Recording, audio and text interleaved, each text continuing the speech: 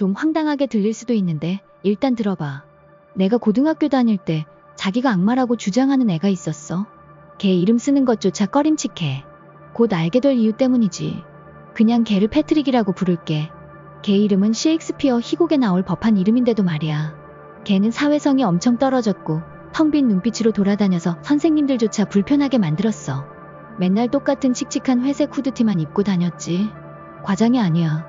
걔는 분명히 그 옷을 한 번도 안 빨았던 것 같아. 항상 냄새도 엄청 심했거든. 키는 꽤 작고 평범하게 생겼는데 항상 후드를 뒤집어 쓰고 다녀서 제대로 볼 수는 없었지. 선글라스도 실내에서도 절대 안 벗었어. 선생님들도 나중에는 포기했어. 어차피 말 안 들을 거 아니까. 이제부터 이상한 얘기가 시작돼. 걔는 친구는 하나도 없었는데 사람을 입양하는 이상한 버릇이 있었어. 내 말은 걔가 너를 좋아하게 되면 그것도 아무 이유 없이 갑자기 어느 날 너한테 다가와서 너 입양이야 라고 말하는 거야. 그게 걔네 패거리에 들어왔다는 뜻이거나 뭐 그런 거였어. 그러면 뭐로부터 안전해진다는 의미였대나 뭐래나. 적어도 걔는 그렇게 말했어. 걔는 많은 사람을 좋아하지 않았어. 그래서 입양되는 사람은 정말 극소수였지. 나도 그중 한 명이었어. 지금 생각해보면 아마 걔가 나를 좋아했던 것 같아. 우리 중 누구도 패트릭의 악마 썰을 믿지 않았고 다들 그냥 애가 문제가 좀 있다고만 생각했어. 물론 이상한 건 맞아. 아, 그리고 이 모든 일은 내가 자란 곳인 펜실베이니아 웨인에서 일어났다는 걸 말해야겠네. 예전에 친했던 여자애인 개비도 걔한테 입양됐었어. 패트릭이 개비를 좋아하는 건 좀 더 티가 났고 내 친구들은 다 알고 있었지. 어느 날 내 친구들이랑 나는 학교 뒤편 덕아웃에 앉아서 시간을 때우고 있었어. 뭘 하고 있었는지는 기억이 잘 안 나. 나, 개비, 로라, 루크 이렇게 넷이었어. 어떻게 이야기가 흘러갔는지는 정확히 기억이 안 나는데 패트릭이 개비를 좋아하는 얘기가 나왔어. 우리는 다 같이 웃었고 개비는 꽤 부끄러워했지. 정확히 뭐였는지는 기억이 안 나지만 패트릭의 진짜 이름이 너무 길어서 대신 부르는 별명이 있었어. 그런데 이번에는 로라가 패트릭의 진짜 이름을 몇 번 말했던 게 분명히 기억나. 로라가 세 번째로 패트릭의 이름을 말했을 때 맹세컨대 패트릭이 어디선가 갑자기 나타나서 야구 방망이를 들고 덕아웃 위로 뛰어 올라왔어. 전형적인 의미에서 무서운 건 아니었지만 그때까지 내가 봤던 것 중에서 가장 찝찝한 일 중 하나였어. 우리는 재빨리 말을 멈췄어. 걔가 우리 얘기를 엿들었을까봐 불안했거든. 하지만 패트릭은 아무 말도 하지 않고 우리를 빤히 쳐다봤어. 나는 패트릭에게 살짝 손을 흔들었고 걔는 나한테 고개를 끄덕여 인사를 하더니 다시 땅으로 뛰어내려 재빨리 가버렸어. 패트릭이 완전히 사라진 걸 확인한 후에 우리는 웃음을 터뜨렸어. 그 상황이 너무 웃겼거든. 하지만 속으로는 여전히 좀 불안했어. 그 다음에 기억나는 사건은 훨씬 더 소름 끼치고 웃어넘길 수 없는 일이었어. 내가 로라네 집에 있었는데 둘이 로라 방에서 놀고 있었어. 로라 부모님도 집에 계셨고 정확히 무슨 얘기를 하고 있었는지는 기억이 안 나는데 또 패트릭 이름이 우리 둘 사이에서 3번 나왔어. 10분도 안 돼서 로라네 현관문이 쾅 닫히는 소리가 들렸어. 우리는 어리둥절해서 다른 친구가 놀러왔나 싶어서 아래층으로 내려갔어. 로라는 친구가 많았고 로라 부모님도 엄청 쿨해서 사람들이 예고 없이 집에 드나들곤 했거든. 하지만 로라 엄마가 우리보다 먼저 문 앞에 가 있었는데 우리는 거실 모퉁이를 돌아서서 패트릭을 보고 충격에 휩싸였어.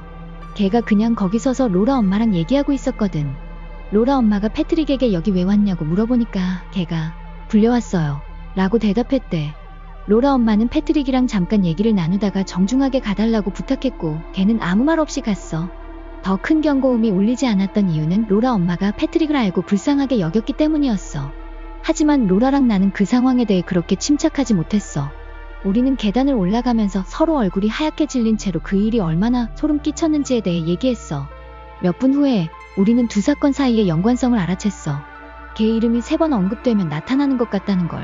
말도 안 된다는 건 알지만 우리는 둘 다 설명할 수 없는 두 가지 사건을 목격했고 패트릭이 악마라고 주장했던 과거도 알고 있었어. 그렇지 않고서야 어떻게 그 일을 설명할 수 있겠어? 우리는 다음날 우리 친구들한테 그 사건에 대해 말했고 우리 친구들은 다시는 한 번의 대화에서 걔 이름을 3번 말하지 않기로 맹세했어. 몇 달 동안은 괜찮았고 나는 내가 너무 과민 반응했나 싶었어. 그러다가 어느 날 내 친구들이랑 조니네 집에 놀러 갔을 때였어. 우리는 뒷마당 데크에 앉아서 놀고 있었는데 또 패트릭 얘기가 나왔어. 아무리 설득해도 조니는 패트릭에 대한 우리 얘기를 믿으려고 하지 않았어. 우리 모두가 그 얘기를 확인해줬는데도 여전히 회의적이었지. 자기 불신을 드러내기 위해서 걔는 농담으로 패트릭 이름을 한 문장에 3번 말했어. 안타깝게도 아무 일도 일어나지 않자 걔는 웃으면서 우리가 너무 어리석다고 말했어.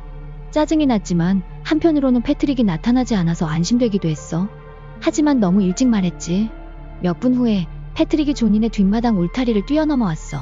조니가 먼저 걔를 발견하고 말을 멈췄고 나머지 우리도 따라서 아무 말도 하지 않고 조용히 있었어. 이번에는 패트릭이 무슨 짓을 할까봐 불안했거든. 우리는 걔가 우리를 몇 초 동안 쳐다보다가 다시 울타리를 뛰어넘어 사라지는 걸 지켜봤어.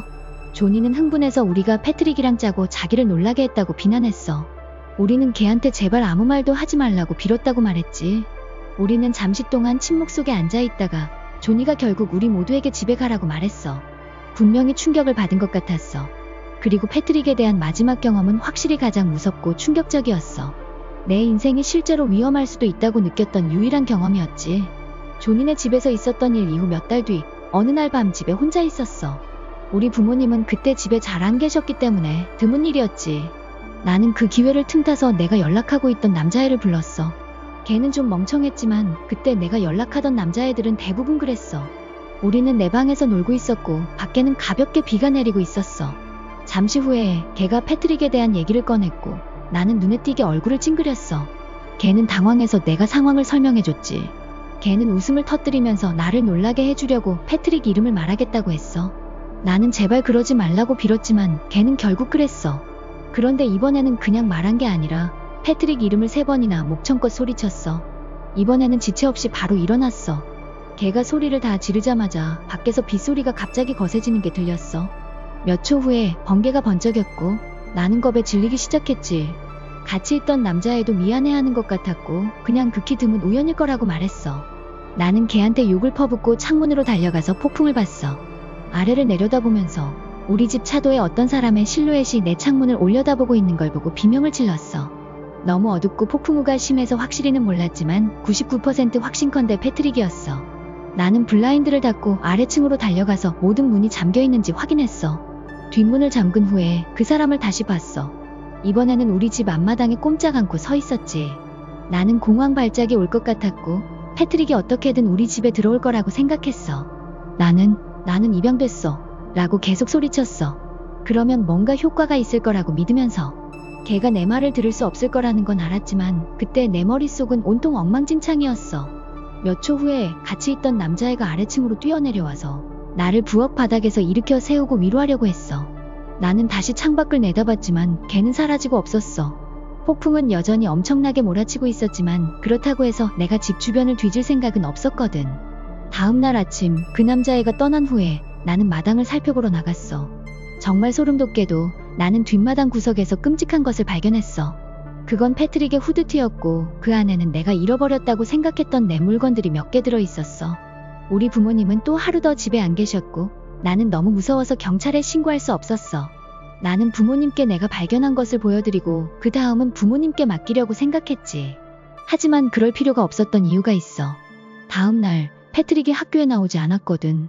그 다음 날도 나오지 않았지. 우리 중 누구도 다시는 걔를 보지 못했고 아무도 걔한테 무슨 일이 일어났는지 몰랐어. 우리 부모님은 여전히 같은 집에 살고 계시고 나는 그 점에 대해 자주 생각해. 이게 전형적인 무서운 이야기는 아니라는 건 알지만 어디에 하소연해야 할지 모르겠어. 학교 친구 몇 명이 패트릭이 자기들 대화를 숨어서 엿듣는 걸 봤다고 말해줬는데 그게 걔가 어떻게 갑자기 나타날 수 있었는지 설명해줄 수 있을 것 같아. 나이가 들어서 그 모든 일을 되돌아보면 패트릭은 정신질환을 앓고 있는 스토커였고 나를 그리고 아마 다른 여자애들을 따라다녔기 때문에 걔 이름이 언급될 때마다 나타날 수 있었던 것 같아. 걔가 나를 따라다니면서 내 얘기를 엿들었다고 상상하는 것만으로도 소름이 돋아. 걔가 지금 어디에 있는지는 상상조차 하고 싶지 않아. 너희들이 그 당시에 나였다면 어땠을 것 같니?